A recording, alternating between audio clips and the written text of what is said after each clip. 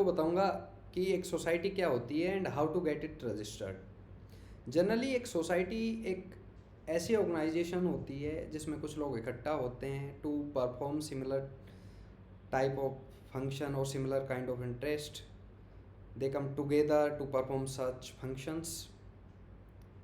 तो जो ये सोसाइटी होती है, ये सोसाइटी रजिस्ट्रेशन एक्ट 1986 द्वारा 1860 द्वारा गवर्न होती है and the said act is amended by the respective state accordingly. जो अलग अलग स्टेट होते हैं वो अपने अकॉर्डिंग, अपने एरिया के अकॉर्डिंग इसमें कुछ अमेंडमेंट करके अलग अलग तरीके से इसमें चलता है। तो सोसाइटी का जो रजिस्ट्रेशन होता है वो कुछ सोसाइटी के वेलफेयर के लिए या fine arts, science, literature, knowledge sharing, इन सब चीज़ों को प्रमोट करने के लिए होता है। अदर देन दिस सोसाइटी किसी भी रेजिडेंशियल बिल्डिंग के मेंटेनेंस के लिए या कमर्शियल कॉम्प्लेक्स के मेंटेनेंस के लिए, इन सब चीज़ों के लिए भी फॉर्म की जा सकती है। That is called housing society. तो ये सोसाइटी का स्ट्रक्चर होता है या सोसाइटी कैसे बनती है या सोसाइटी का मतलब क्या होता है, ये चीज़ थी। अब इसके बेनिफिट्स क्या होते हैं सोसाइटी के, वो मैं आपको बताता हूँ। There are numerous benefits associated with the society. ये सोसाइटी का रजिस्ट्रेशन आपको एक लार्ज लेवल पे काम करने का मौका देता है। आप फंड्स ले सकते हो लीगल मैनर में, आपको टैक्स डिडक्शन में या टैक्सेशन में, इनमें सारी चीज़ों में डोनर को, जो सोसाइटी को जो डोनेट करता है उसको बेनिफिट्स मिलता है। एक सेपरेट लीगल स्टेटस हो जाता है। रजिस्टर्ड सोसाइटी जो होती है उसका, registered society can delegate and regards under the income tax act. ये सर्टिफाइड सोसाइटी कैन स्यू और can be sued. Registered society get legal identification before all forms. जो रजिस्टर्ड सोसाइटी होती है उसका रजिस्ट्रेशन हो जाने के बाद जब वो रजिस्टर्ड हो जाती है तो उसको एक सेपरेट लीगल स्टेटस मिल जाता है। तो ये बेनिफिट्स है जो एसोसिएटेड हैं सोसाइटी रजिस्ट्रेशन के साथ। प्रोसीजर क्या होता है to get registered a society? ये जो क्राइटेरिया है वो फुलफिल होना चाहिए, जिसमें मेंबर में मिनिमम 7 मेंबर होने चाहिए एक स्टेट सोसाइटी के लिए और 8 मेंबर होने चाहिए from 8 different state if it is related with Delhi. जुडिक्शन का बात आती है तो सोसाइटी का ऑफिस जहाँ पे सिचुएटेड है उस डिस्ट्रिक्ट ऑफिस में इसका जुडिक्शन आता है। अब गवर्निंग एक्ट की बात आती है तो ये सोसाइटीज़ रजिस्ट्रेशन एक्ट ऑफ 1986 के द्वारा गवर्न होती है।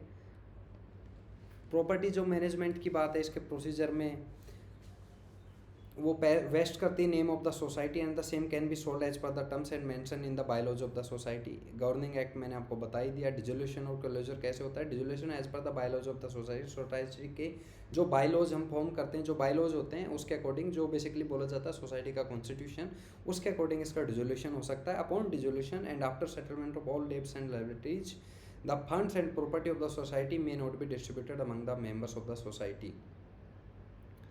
तो अब वो फंड्स कहाँ जाए? तो जो इसके जो फंड्स बचते हैं वो जनरली ट्रांसफ़र कर दिए जाने चाहिए किसी और सोसाइटी के नाम, जो जिसके सिमिलर टाइप के ऑब्जेक्ट्स। बोर्ड में इसके एग्जीक्यूटिव कमेटी होती है जिसमें president, secretary, vice president, treasures होते हैं। जनरल बॉडी में इसके ऑल मेंबर होते हैं। एनुअल कंप्लाइंस में सोसाइटी को एनुअली जो कंप्लाइंस है उसको फुलफिल करना ज़रूरी है रजिस्ट्रार ऑफ सोसाइटी के सामने। उसको रजिस्ट्रार ऑफ सोसाइटी को सबमिट करने होते हैं एक लिस्ट जिसमें सारे सोसाइटी के मेंबर के नाम, एड्रेस एंड ऑक्यूपेशन और मैनेजिंग कमेटी के जो मेंबर होते हैं उनके ये सारी डिटेल प्रोवाइड करवानी होती है। डॉक्यूमेंटेशन पार्ट पे आते हैं हम।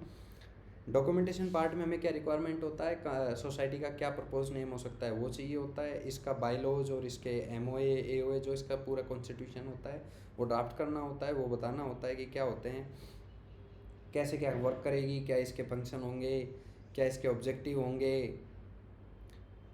कौन इसके मेंबर है, ये सारी चीज़ें डॉक्यूमेंटेशन पार्ट में होती है। इसके बायलॉज में मेंशन करना होता है ये सारी चीज़ें, उनके एड्रेस, इसके मेंबर के ऑक्यूपेशन वगैरह। इसका प्रूफ ऑफ रजिस्टर्ड ऑफिस वो प्रोवाइड करवाना होता है, वेदर इट इज़ रेंटल और it is owned by some member. ये उससे रिलेटेड सपोर्टिव डॉक्यूमेंट्स प्रोवाइड करवाने होते हैं। ID proof of all members of society is mandatory. Two witness provide करवाने होते हैं। ये सारी चीज़ें प्रोवाइड करवाने के बाद you may We may facilitate the society registration process on behalf of you. We may get your society registered before the registered office. Why you should choose the Lodox? Because our expert can assist you in filing complaints. Lodox Lodox has an expert team who self-facilitate the required registration information और other compliances on behalf of you. लोडोक्स आपको इन सारी information में, आपके society के registration में आपको मदद कर सकती है, आपको असिस्ट कर सकती है. We have a team of legal expert जो आपको डॉक्यूमेंटेशन पार्ट पे मदद कर सकती है.